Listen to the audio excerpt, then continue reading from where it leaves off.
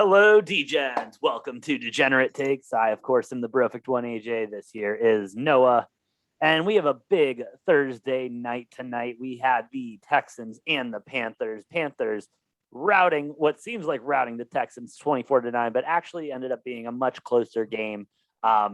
Big news coming out of this one. Christian McCaffrey seems to be out, making it 3 weeks that he survived this season without an injury, which is an improvement from week 1 of last season. Good for him.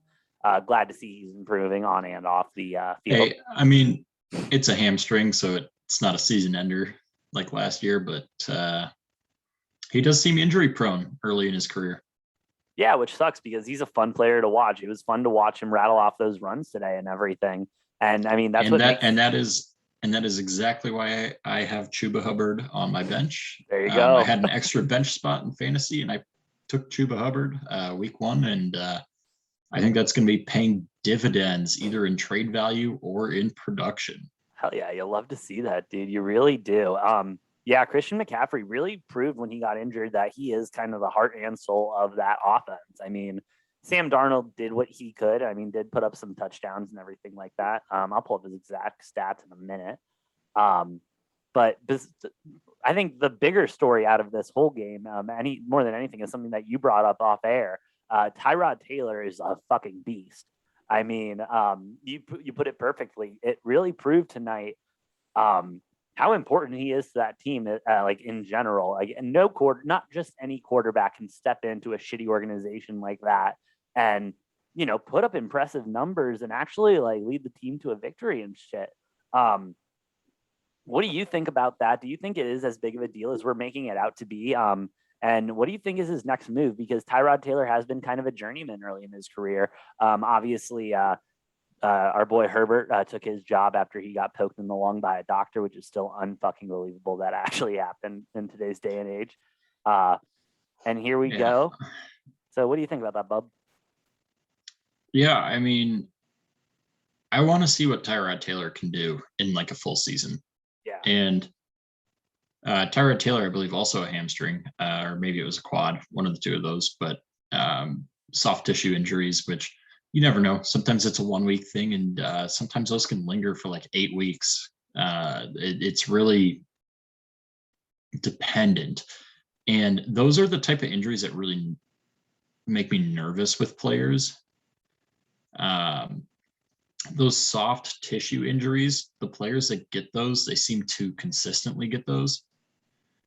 So, I mean, I think this is the first that I know of with McCaffrey having a soft tissue injury rather than a serious season ender.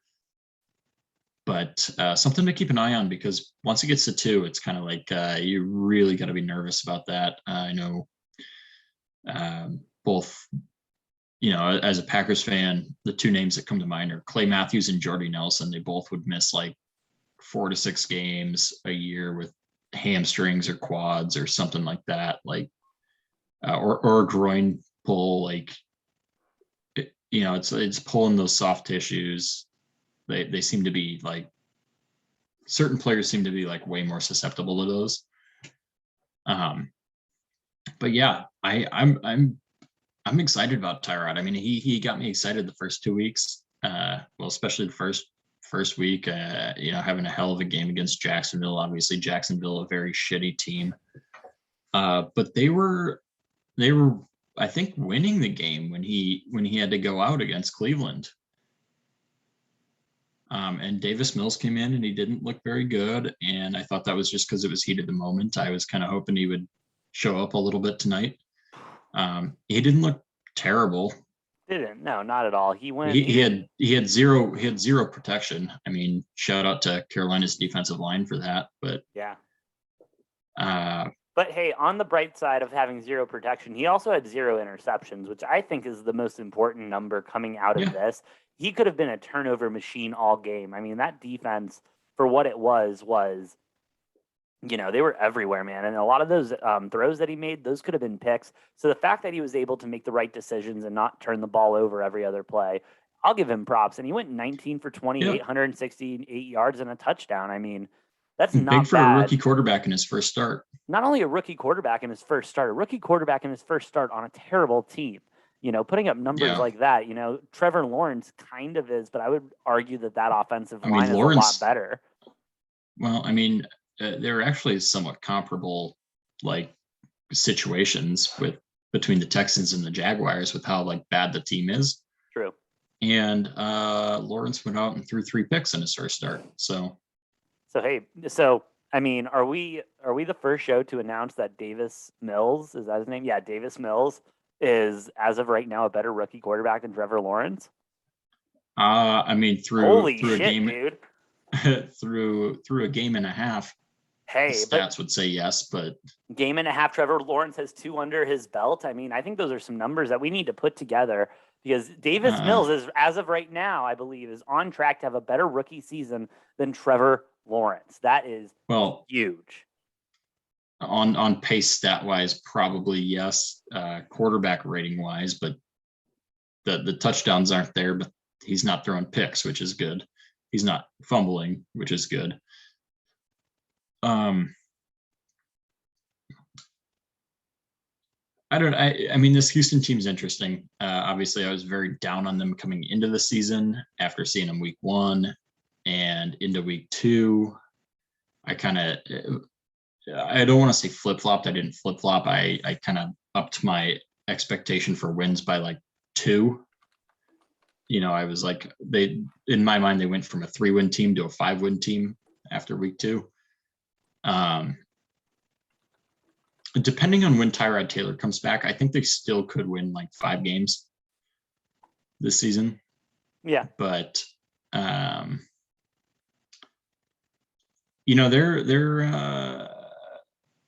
little patchwork squad isn't as bad as I thought it would be. All around, like, disregarding the quarterback position, like even the rest of their team, their defense is actually exceeding my expectations so far. I'm not. I don't think they're going to end up with the number 1 draft pick. Yeah, and I mean, I think that's kind of what any franchise wants, especially. They'll be top 5. They'll be top 5. Oh yeah. I don't think they're going to be number 1. No, absolutely, and especially when you're in a rebuilding period like this, I think it's always positive not to have the bottom 5, like the last pick of the draft. You like being in that top 5 so you can continue to rebuild. Which is probably good, because do they even have their first round pick for next year? Like, is there even any incentive for them to tank at any point, or should they? Actually, no, not whatsoever. Do the Dolphins have it? Or, yeah, I think the Dolphins. Can we look that up real quick? Yeah, go ahead. Who the hell?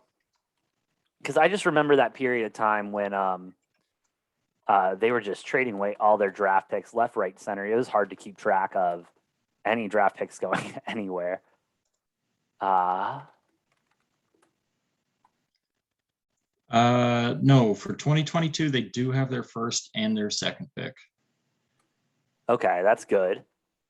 And it looks like the Saints have their 3rd pick. Rams have their 4th pick, but they have the Panthers' 4th pick. So 2022 actually doesn't look too. I mean, they have like maybe 4 or 5 picks total right now. Okay. Which I mean isn't terrible. 23, they own their 1st through 5th. Yes, they do. And then they traded away a bunch of 6th and 7th. And 2024, it appears they still have all of their picks as well. Yeah. So actually, they're not in as bad of position as I thought they were. I think it was just not at all. I think it was just like the last 2 years they really traded away a lot of picks, but maybe it was just the number of picks that I like. I'm a little confused because it doesn't look like they really gave up any first rounders. No, which good for them, not giving the good for Bill O'Brien just giving away all the other draft picks and not the first rounders. At least he had the sense to. No, this is post Bill O'Brien that they've fixed this, because the last couple of years they had like a lot of high value picks that they've given away for basically nothing. So yeah, fair enough. I don't know. I mean, I'm not sold on the Panthers. I think they've had, other than their upset win last week against the Saints, they've had one of the easiest first 3 games out of any team in the NFL. Easily. And they're 3-0. And here's the reality of it. Like, half the teams in the league would be 3-0 with this schedule.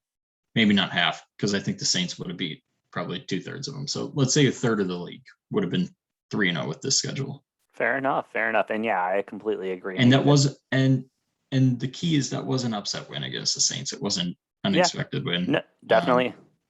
They shouldn't have. Panthers have a pretty damn easy schedule going forward. Their first 8 games. This is a funny thing. I took them to win less than 7.5 games this season. That is now up to 8.5. Ooh. And I will be doubling down on that. Okay. Because they just have the easiest first 8 games. I mean, I wouldn't be surprised if they start 6-2. Yeah. And then they go into this stretch that I was reading to you off air where their last 9 games, I wouldn't be surprised if they win one of those games, if they go 1-8. Yeah, it's a rough last stretch. But yeah, I mean, I'm iffy on the Panthers. Obviously, they got to show me a little bit more. Good start. Sam Darnold. Well, and they're really in hot water if McCaffrey's out for. Yeah. Well, especially over this easy stretch, because I'm expecting them those last 9 games to lose 7 or 8 of those as is with McCaffrey. If they drop 2 or 3 of these games in the first 8, I mean, they're really in trouble. It's at plus odds last time I saw. If you're into that, if you're into gambling, obviously we do our degenerate bets here, but I saw it at plus 120 for them to go under 8.5 after this 3-0 start. And I think that is an absolute steal. Yeah. Especially if McCaffrey's out, get that before he's ruled out for the season on a torn calf or whatever. Dude, I'm still very bearish on this Panthers team.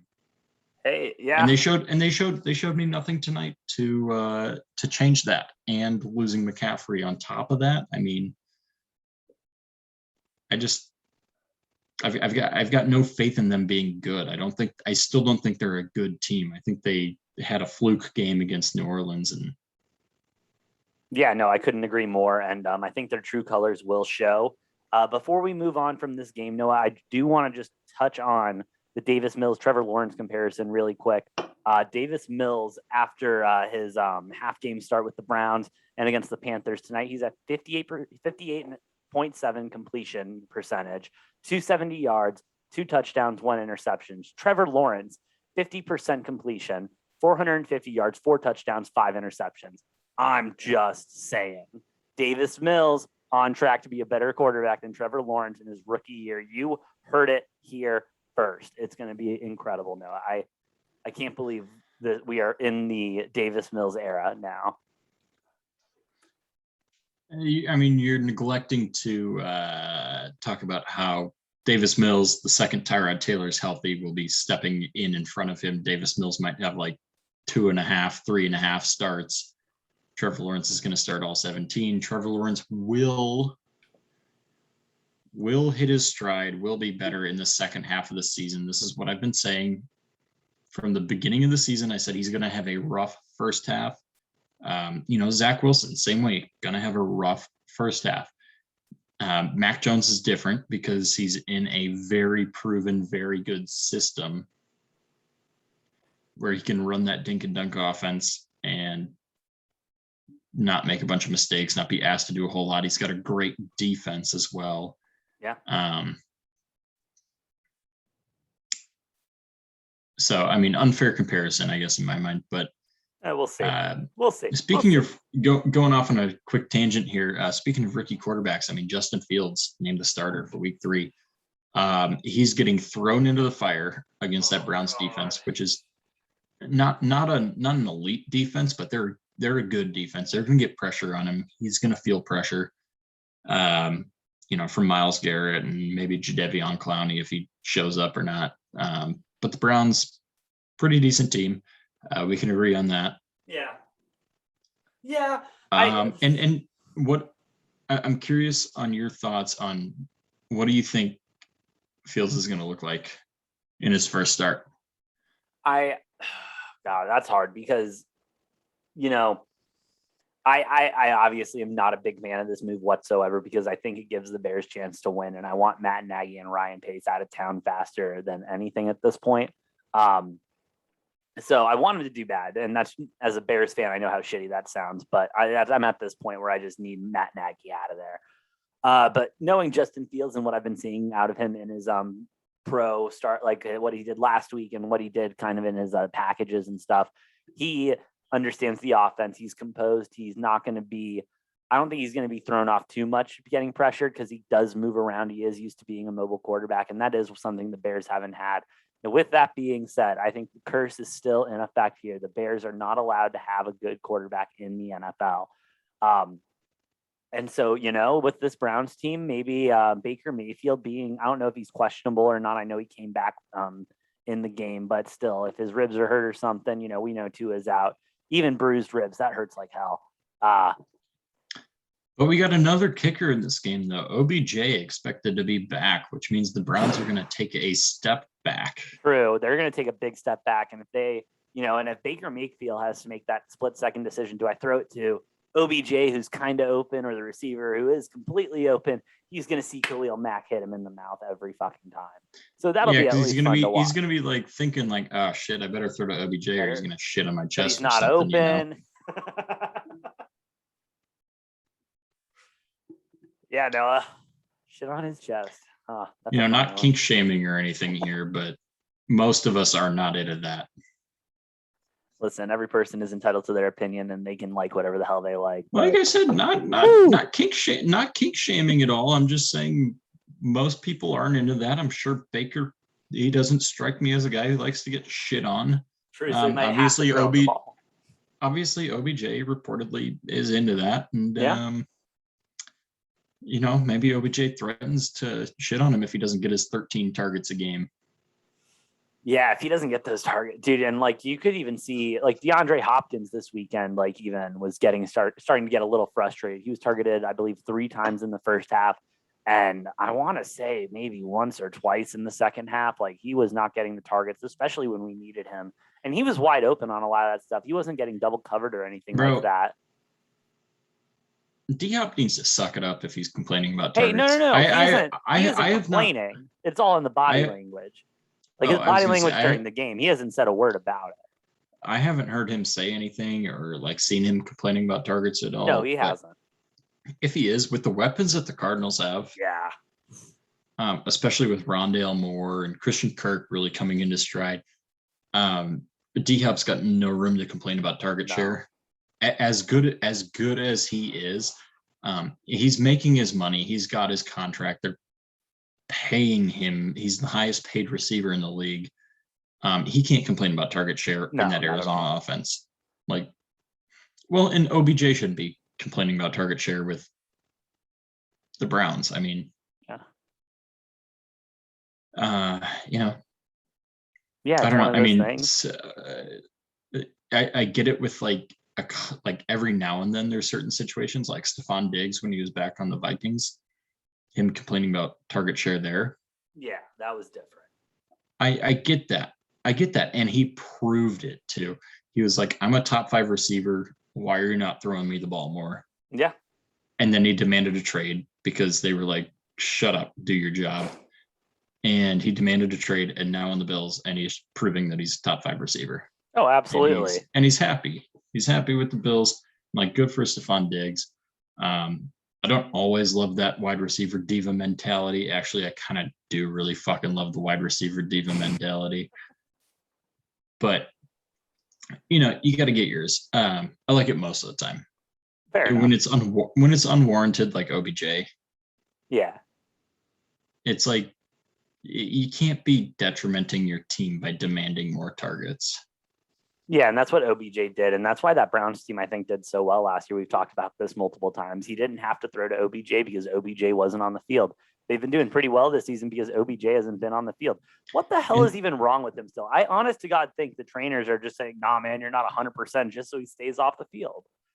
No, I don't think that's it at all. But he was so good with the Giants, and that's because he was the only guy there for 2 years. Yeah. And that's why he had those tremendous 2 years, because he was like the guy. And then, you bring him to the Browns. He reunites with his college teammate Jarvis Landry, but Landry just happens to be a better receiver. I've said it time and time again. And then OBJ's demanding more receptions, and Landry's not saying shit, but Landry's and I have all the respect for him for not like saying anything about it, because I'd be fucking pissed off if I knew I was better than the guy across from me and he's demanding more receptions than I am, like that I'm getting. Like, I'd be pissed. No, yeah, absolutely. And maybe he is, and we just don't know that, and he's just holding it down. And then, who knows? Maybe Landry's gonna fucking request a trade here. I could see that, especially going on with OBJ. But with that being said, it's that Browns team is just difficult. That's a difficult team to go around and everything. Baker, though, he's going to have some tough decisions. And against that Bears defense, hopefully we see a better Bears defense than we did week 1. Saw a little bit of the Bears, like a better Bears defense in week 2, just not as good as I want to see them, obviously.